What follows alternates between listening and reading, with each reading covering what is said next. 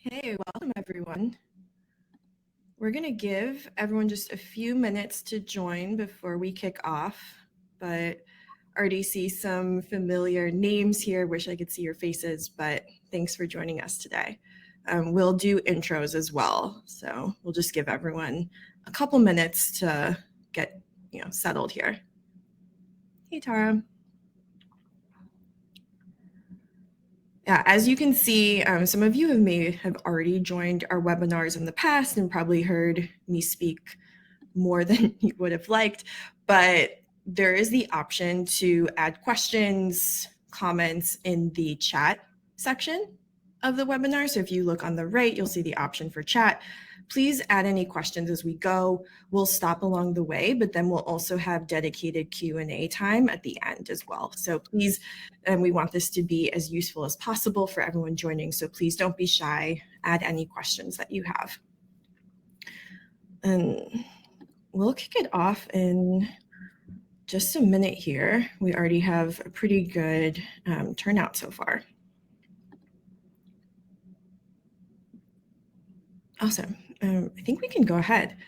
Well, thank you everyone for joining.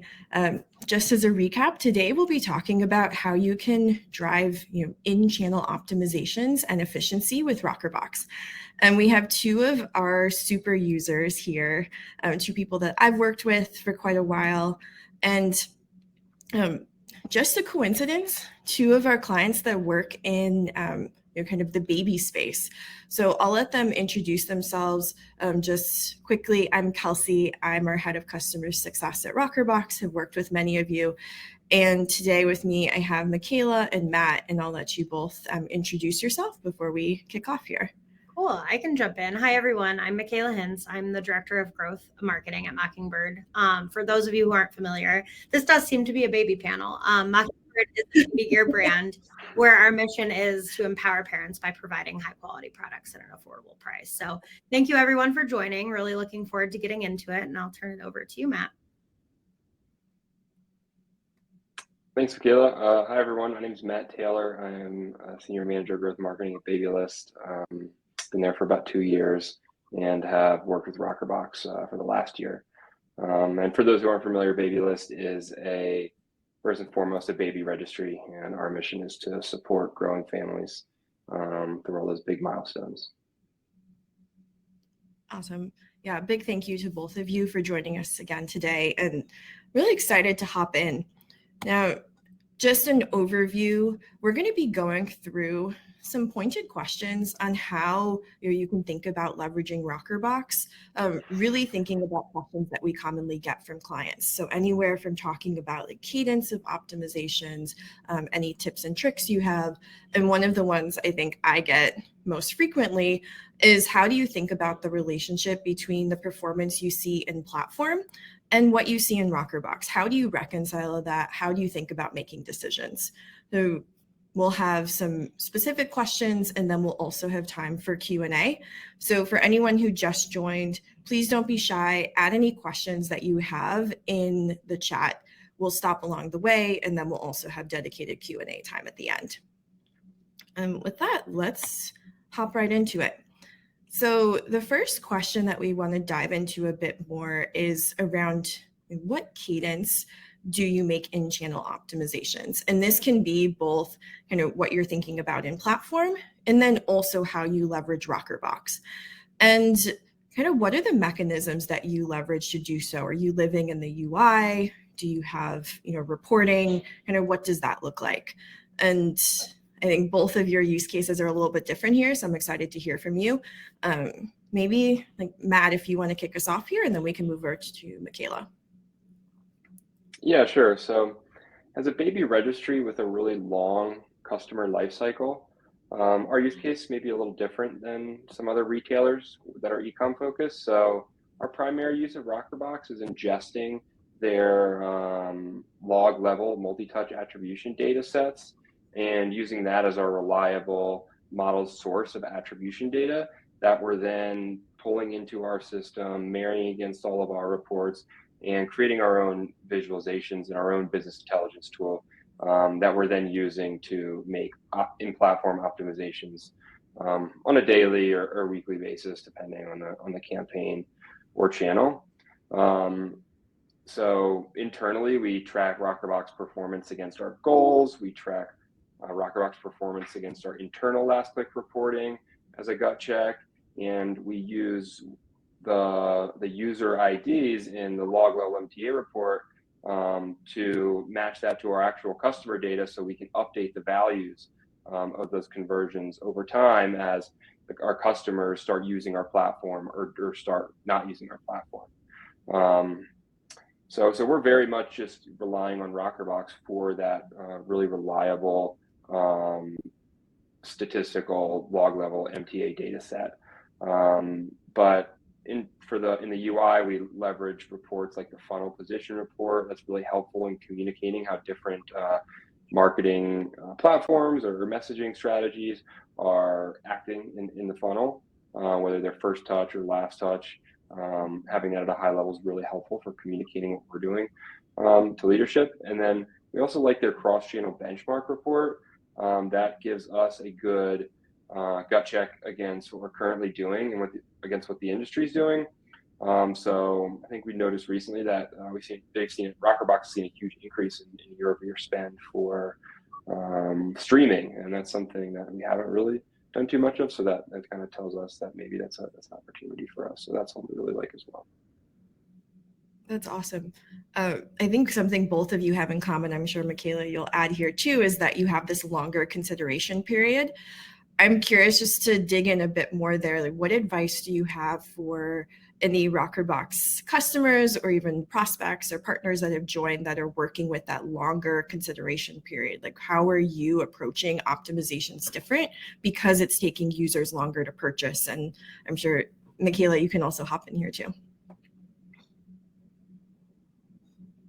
Yeah, I'll just quickly elaborate on what we're doing. So we have a predictive model that updates the estimated lifetime value of every customer every 7 days or so.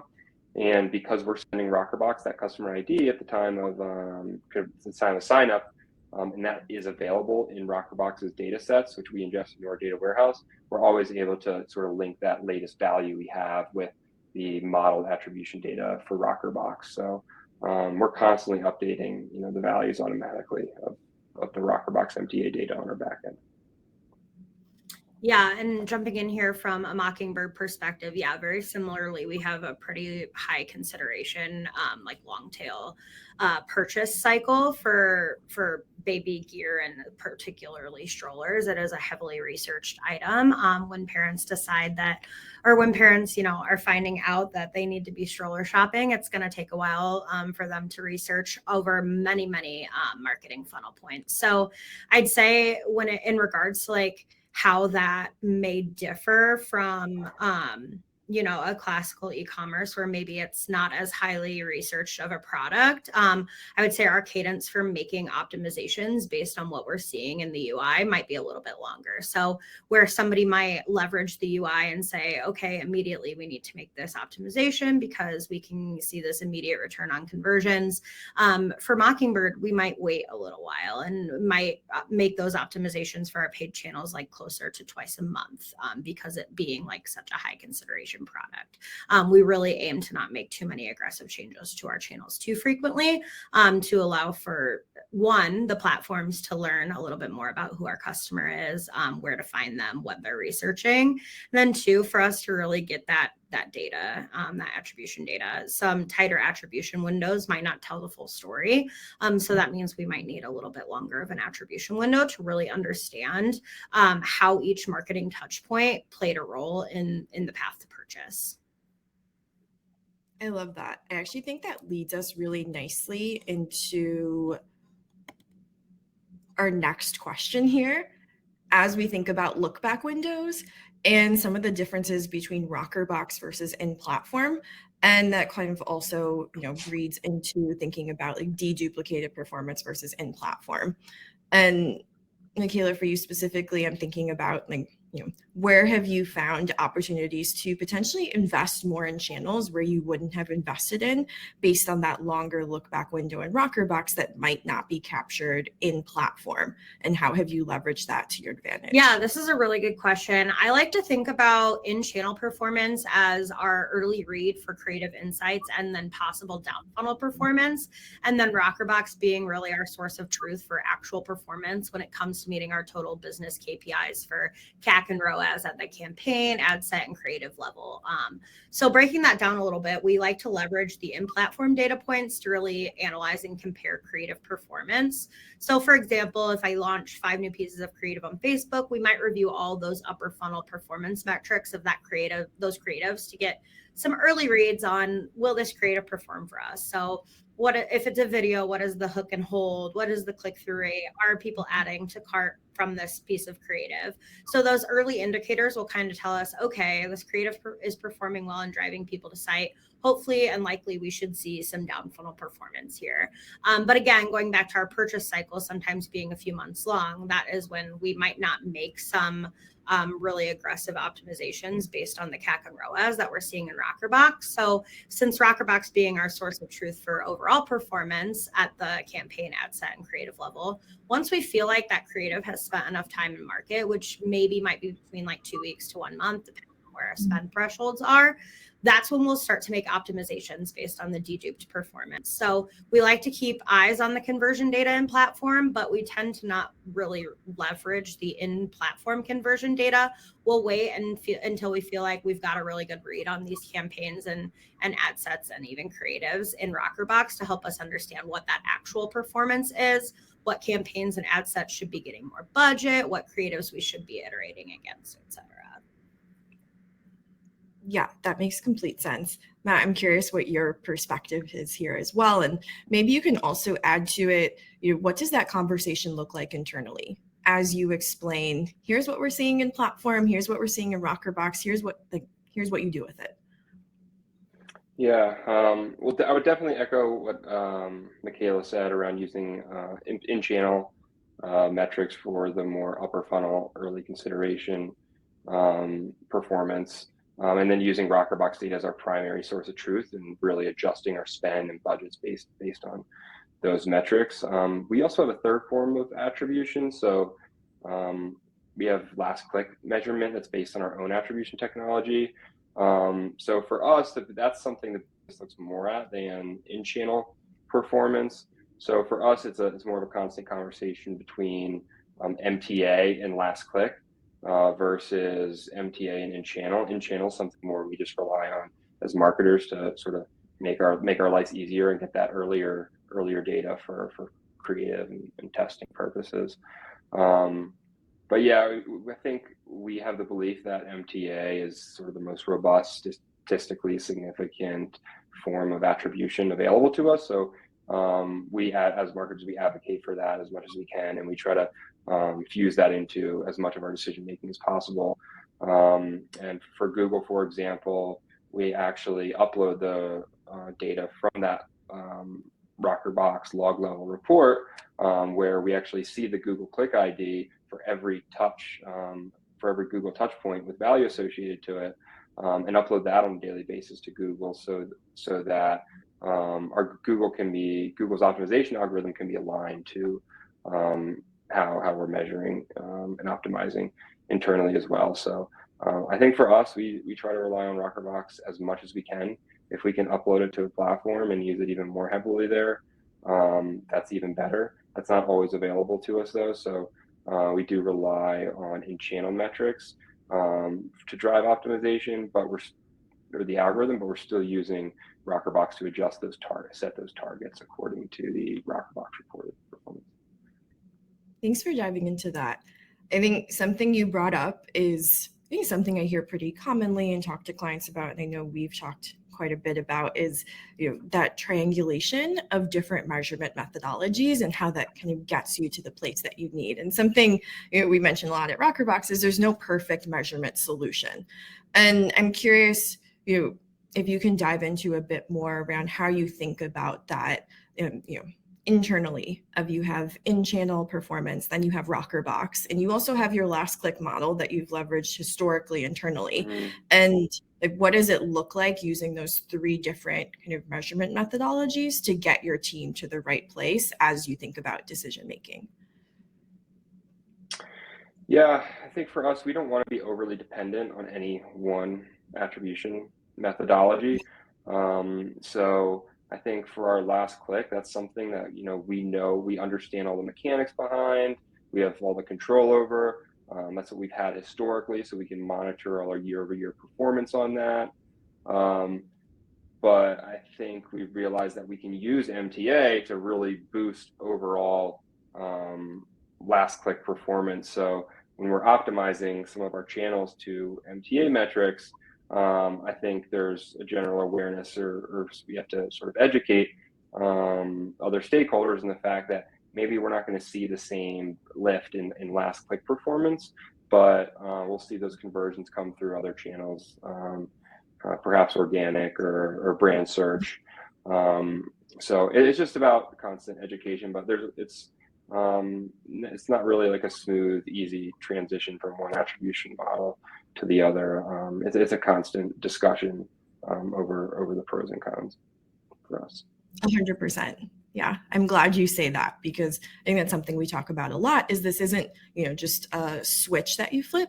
This is more of a long-term process, and that's why we think about this phase of operationalizing Rockerbox, as it takes time to get buy-in internally to switch over to this new measurement solution. It's not something that happens overnight. We have a question that might make sense to tackle now. And this is for Matt. Like, how do you communicate and or navigate tying MTA and last click, with your finance team or financials internally? It's an awesome question. Yeah, it's a great question, and I wish I had an easy answer, because it's definitely something we're still dealing with after having worked with Rockerbox for even a year now. But I think that the key thing is really having both, having goals for both. So if you're setting goals and budgets for last click, using the historical relationship between your MTA performance and those last click performance at whatever channel level or whatever level you track goals at, and establishing new MTA goals that you can track again simultaneously to show that, hey, if we're not meeting some of these channel specific last click goals, but we're exceeding them based on these MTA goals that we kind of translated our last click goals to, it kind of makes it easier it kind of allows a soft sort of transition rather than a hard one that I think finance team may be more open to before just kind of doing a hard switch. Awesome. Yeah. I think this actually lends itself into the next topic that I wanted to talk about, which is a bit more broad, but what specific tips or tricks would you extend to either other Rockerbox customers or people maybe thinking about leveraging Rockerbox in the future? And also just thinking about any specific or unique use cases that you have. I mean, for Mockingbird, one that really comes to mind is breaking out, your gifters versus self-purchasers and what that has looked like. But Michaela, interested in any other thoughts that you have there? Yeah, that's actually like one of the that I was definitely going to speak to. So we leverage Fairing, which is a post-checkout survey for additional attribution insights. And because our business really does have a large percentage of gifters, the post-checkout survey insights are really important for us to disaggregate who are the decision makers or self-purchasers as we identify them, which typically are the parents deciding which is the best baby stroller for them. So what's valuable to us is Rockerbox's integration with Fairing has helped us out a lot, as we're able to model that post-checkout survey data and understand the channel performance for all of our purchases against just the cohort of our self-purchasers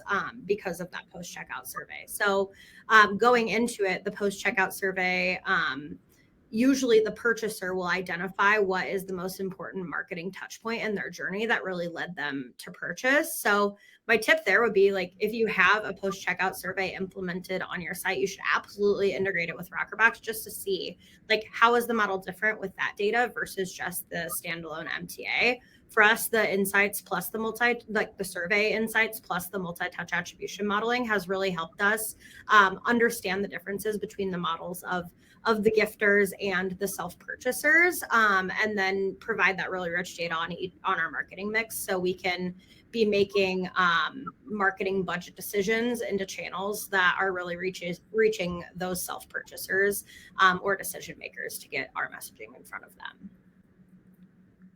Yeah, I love that you bring up fairing and post-purchase survey. It's really helpful for tracking some of those hard to track channels, and for Mockingbird, you thinking about that user cohorting perspective and understanding the user journey better.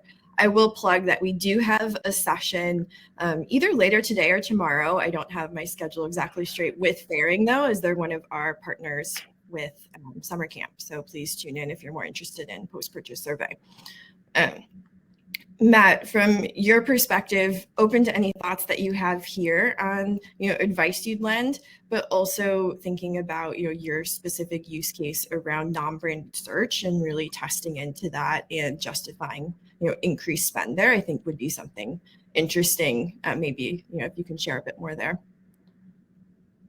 Yeah, I can start by touching on that. I think that goes into relates to one of my tips, which is really setting up the tier and being really strict and strategic about how you're setting up your Rockerbox tiers. So Babylist thinks about it, tier 1 being the channel, paid display, paid search, tier 2 being the platform, Google, Bing, and then tier 3 being the messaging or creative or funnel that we're using to engage the user with originally. So we have our content, like our blog, where we bring in customers related to product guides or health tips. We have, our e-commerce store. That's a place we may engage users.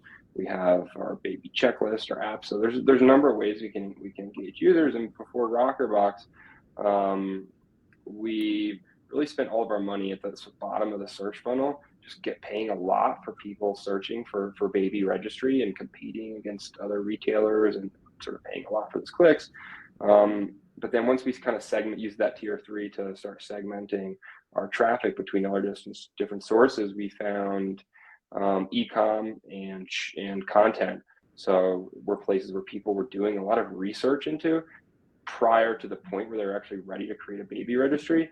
So they're often asking questions related to their pregnancy and wellness and just kind of generally getting an idea of what kind of strollers or car seats are out there. So if we're able to just get a click for cheap at that point in the consideration phase, we found that, very often these would be high quality users that would come back and convert later. And we really didn't understand this prior to Rockerbox because we were using last click measurements. So, people searching baby registry, we were spending a lot of our money there. We've been able to shift a lot of our budget to some of those more upper funnel initiatives where there's a lot less competition on the Google search page. You can get cheaper clicks that ultimately translate into valuable customers, and that's been something we've been able to communicate and strategize around with that third tier messaging grouping. Yeah, and a couple others.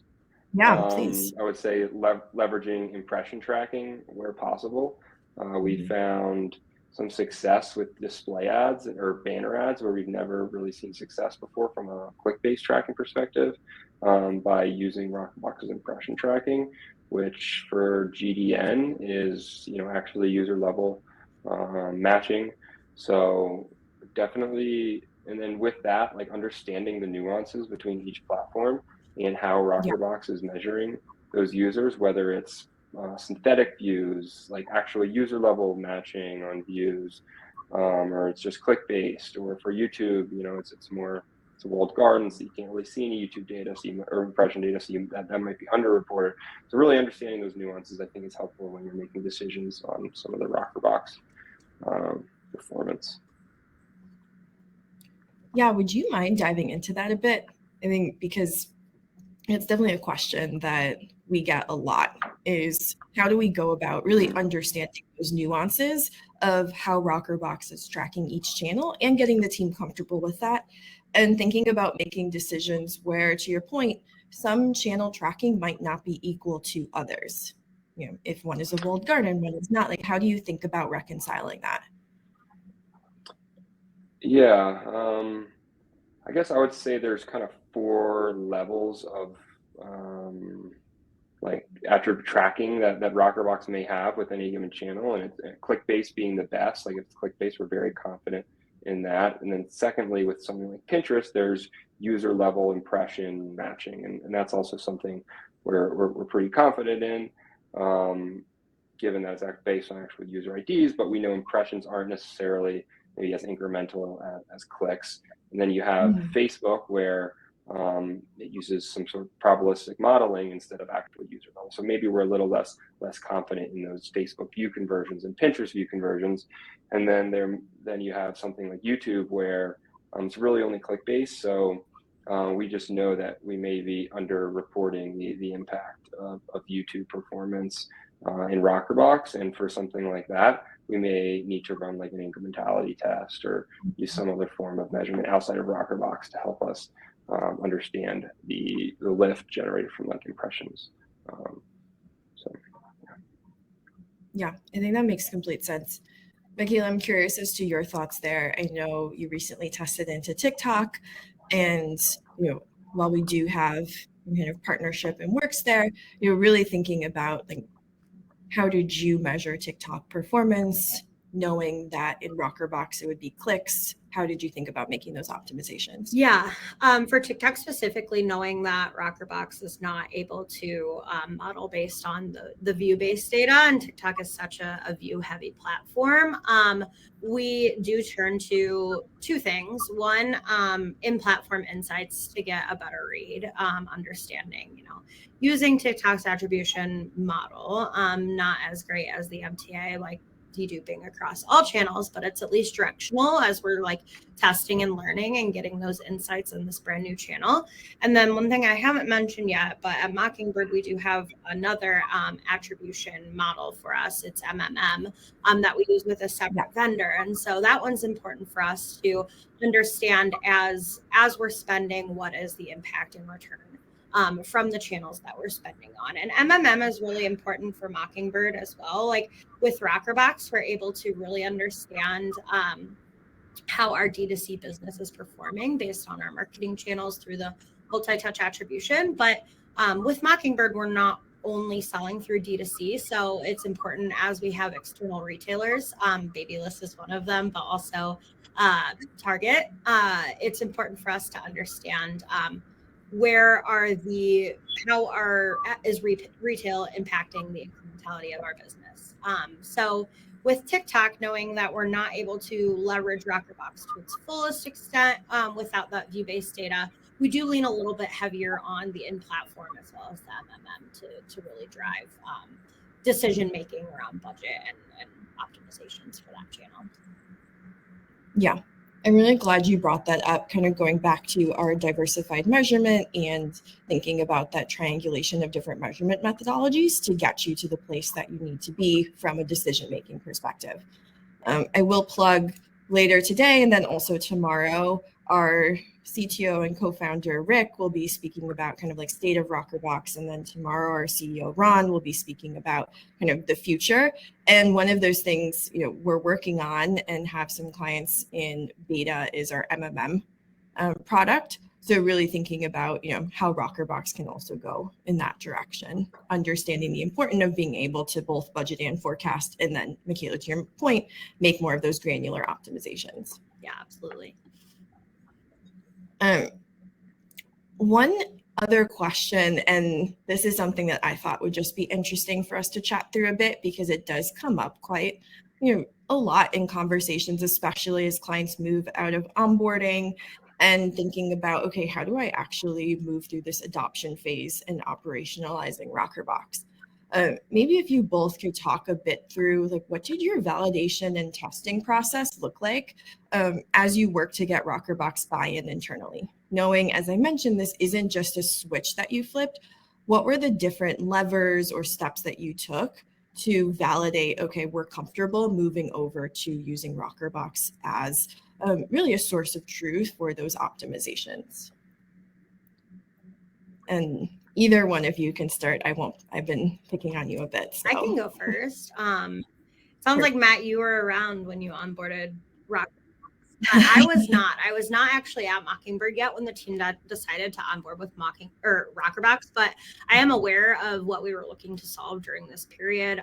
As we've mentioned a few times now, we are a high consideration product with multiple touch points. So the team was pretty bought in from the beginning on MTA. And so I think it was really about, since we were bought in, what data and insights can we leverage in Rockerbox against what we were seeing in platform. So I think early on, one way we were able to validate the tool was comparing the in-platform CAC and channel optimizations we would have made without the MTA versus what the Rockerbox channel data was displaying and the optimizations that we would make with that information. So I think to us, that was a really clear comparison of what we would have done without Rockerbox versus what we were able to unlock because of it.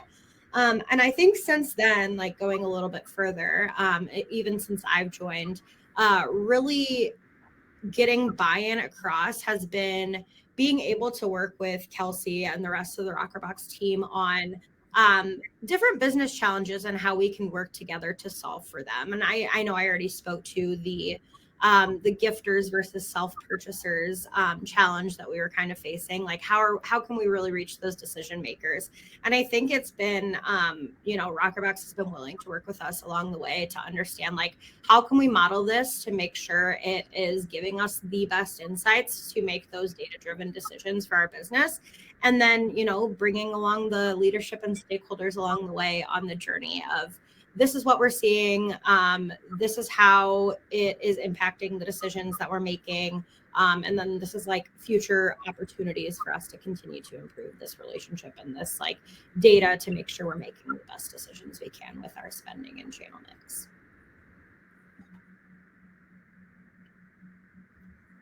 Awesome. Matt, any thoughts on this? I know this is a loaded question. No, yeah, I can take us back to a year ago or even 2 years ago when we started pitching Rockerbox and trying to onboard it. And like any marketing technology project, it takes time and requires buy-in, and marketing attributes complex topics. So there's just a lot of education and creating clarity that's required and around what the tool is and what it is not. So for us, it was really just like setting the proper context around this tool. Like Rockerbox isn't, the end all be all future proof like attribution platform. But it's a really quick and easy enhancement to our current marketing tech suite with a partner who we believe is committed to evolving to meet our needs and staying at the cutting edge of marketing attribution. So with that context there, it was about just creating the right ROI analysis. So we were able to we looked at some of our in-channel data, and we were able to see that like those certain content campaigns or e-com were driving a lot of conversions that we weren't seeing from a last click perspective. So we kind of used that data to forecast some of the changes in spend that we might see with Rockerbox. So doing that ROI analysis really based on our ad spend and the cost of Rockerbox showed us that it could be a pretty high, low risk, high reward opportunity. And then the other big piece was really like the data warehousing function. So we were spending a lot of time building and maintaining data pipelines and cleaning data for platforms, and being able to take that off our data team's plate so they can focus on just like using the data to get insights based on our own business rather than just kind of maintaining the data to make sure it's accurate was a huge benefit for them as well. So it's definitely like a win-win for both marketing and finance, or marketing and data from those two perspectives. And then each year we go through, a process. We did it this year to renew our contract of looking at the initial proposal, what were our goals and forecasts, and what does the actual data look like? How has our spend shifted, and Can we validate, those assumptions we made around ROI and yes, we can. And sort of what does Rockerbox's, roadmap look like? Are they still, the right partner gonna continue to evolve and meet our future needs? And, we definitely felt like that was the case. So I think, there's some general skepticism. There was some skepticism around like MTA and, what does cookie-based advertising look like with browser privacy increasing? And I think, for us, it was just sharing the perspective that, MTA is not dead. Like, it's not all about incrementality measurement now. Like, it's just MTA is evolving, and incrementality measurements, a layer that we can add on top of that. So let's use Rockerbox to set up that strong, that foundation that's as strong as possible, and then we can iterate, on that. Yeah, I really appreciate your point around how you reevaluated. Is Rockerbox still the right tool for us? What has really success looked like for us for the last year? I'm curious if you can dive a bit more into, and Michaela, I'm sure you have some thoughts here as well, is like, how are you defining your success metrics internally? What does it look like to really track those and then communicate out? Yeah, I think it's just looking at a channel by channel basis and saying, how have we used Rockerbox? If we're using Rockerbox right, like we should be shifting spend from, we came from a last click marketing attribution perspective. So if we're using Rockerbox correctly, we should be shifting spend to upper funnel campaigns, and that should be allowing us to increase, our overall spend on the platform. So when we started Rockerbox last June, we had a certain spend distribution, and we drove a certain amount of MTA conversions. And then if we compare, where we are now on these channels to where we were when we first started Rockerbox with our last click spend distribution, we're seeing enormous growth in some of these channels based on how we've sort of redistributed our ad spend. So looking at that growth, seeing how many what is that incremental return that we receive from that growth, and does that exceed the cost of Rockerbox? And if yes, then it's a positive ROI investment for us. Thanks for diving into that. Michaela, any thoughts? Yeah, I think as far as like KPI measurement and speaking to how does Rockerbox play into our larger landscape of attribution measurement tools, I like to think of it as like starting from the total business at the very top, like what are we trying to achieve as far as revenue, CAC, ROAS, all of those very highly important KPIs from a total business perspective. And then one layer down from that is when we start to layer on the MMM through that partner, and that kind of gives us understanding of, from a paid marketing perspective, how efficiently is your paid marketing spending, and how do you need to be making adjustments at the total budget level and intra-channel. And so our MMM isn't able to give us as many insights into the actual channel performance all the way down to the ad level as Rockerbox is. So I'd say Rockerbox is the third level, and that's when we start to get really deep into some of the KPIs, such as ROAS by ad set, by specific ad creative. What is that ROAS? What is that CPA? What is the percentage of conversions that this channel is driving over other channels? And how can we use that information to make some of those optimizations? So when reporting out to leadership, it's all about really defining the role of each attribution model as part of our total business performance, and then establishing those KPIs that are important to be achieving in order to be meeting our goals. So we kind of have different KPIs at each level or tier, if you will, with Rockerbox really being kind of our gut check on ROAS and performance at the campaign, ad set, and creative level. Awesome. Yeah, that makes a ton of sense. And something I really enjoy that both of you shared is just the importance of setting expectations. And really, here's what we're looking to achieve, and here's the role of Rockerbox or even other measurement solutions in achieving that. I do want to make sure that we save some time at the end for questions. I've really enjoyed this conversation. We've touched on a lot of different topics. So for anyone that's joined us today, if you have any questions, either for Matt or Michaela, please feel free to add them in the chat now. But you can always send over any other questions to your Rockerbox team after as well.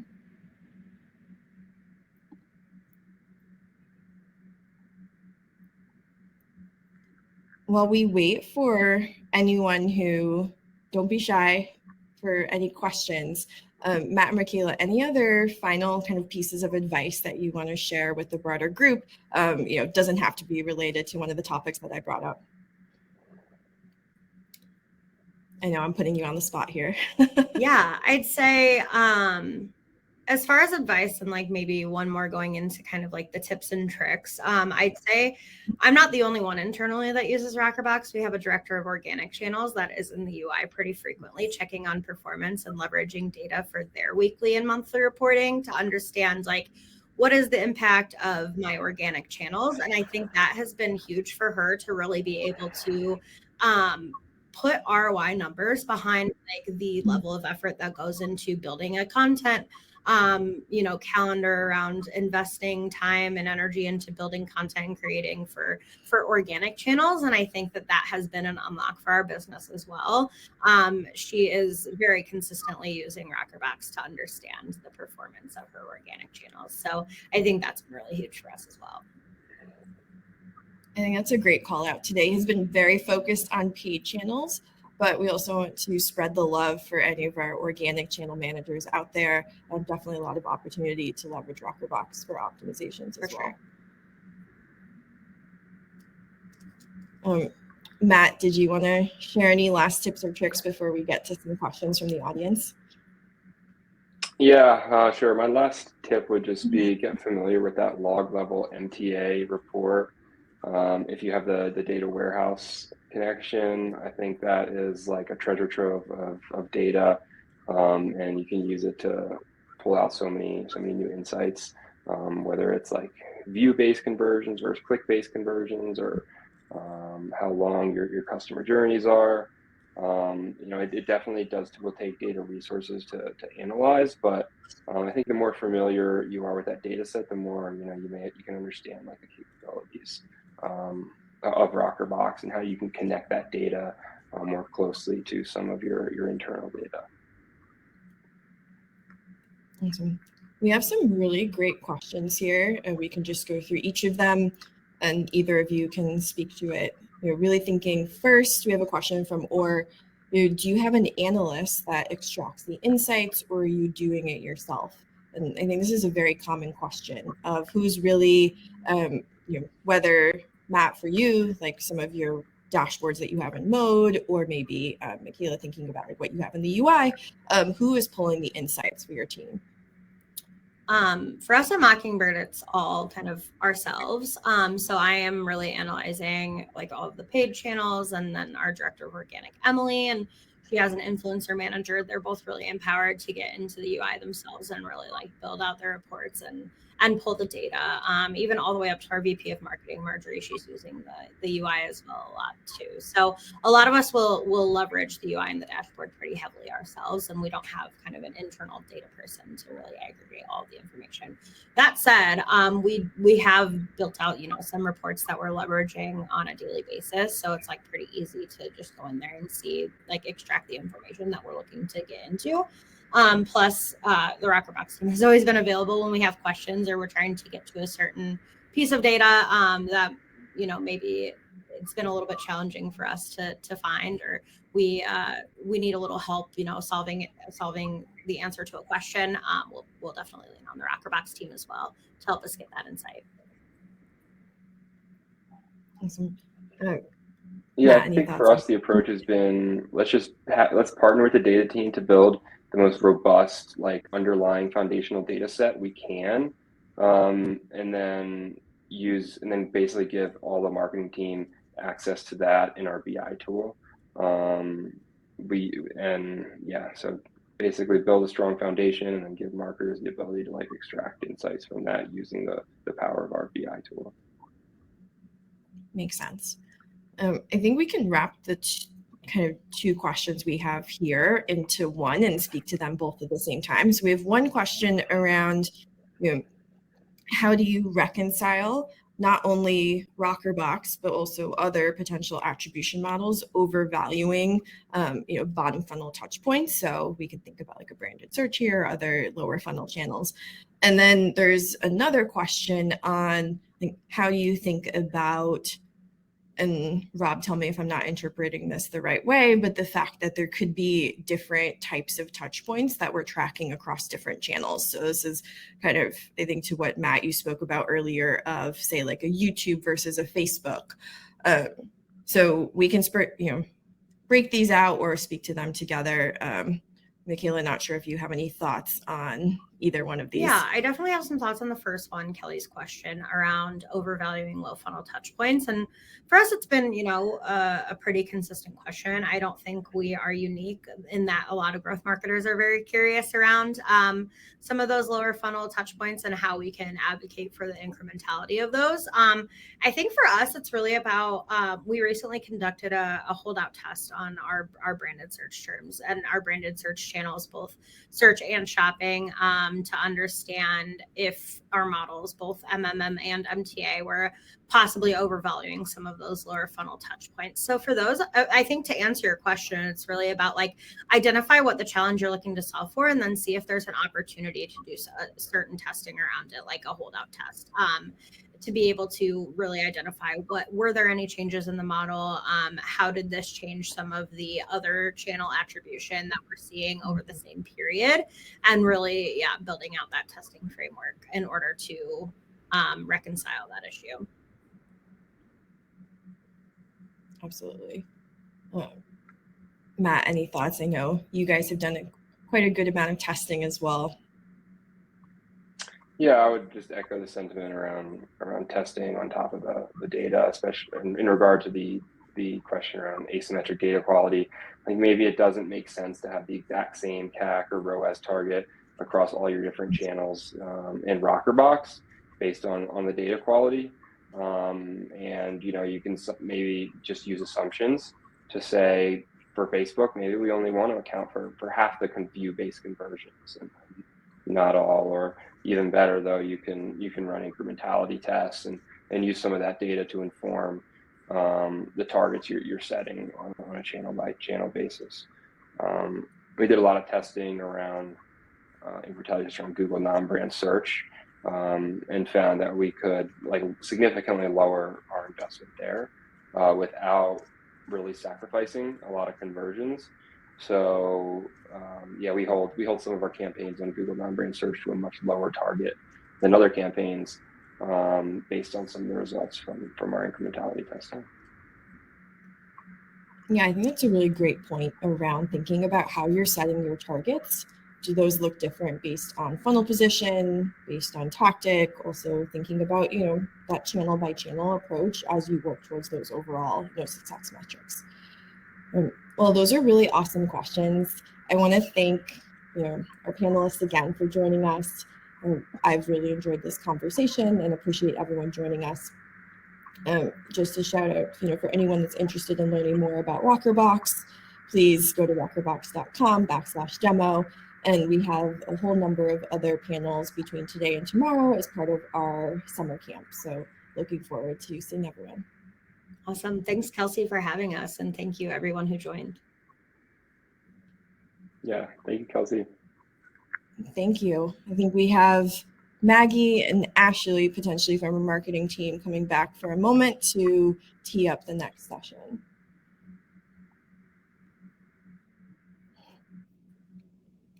And there they are.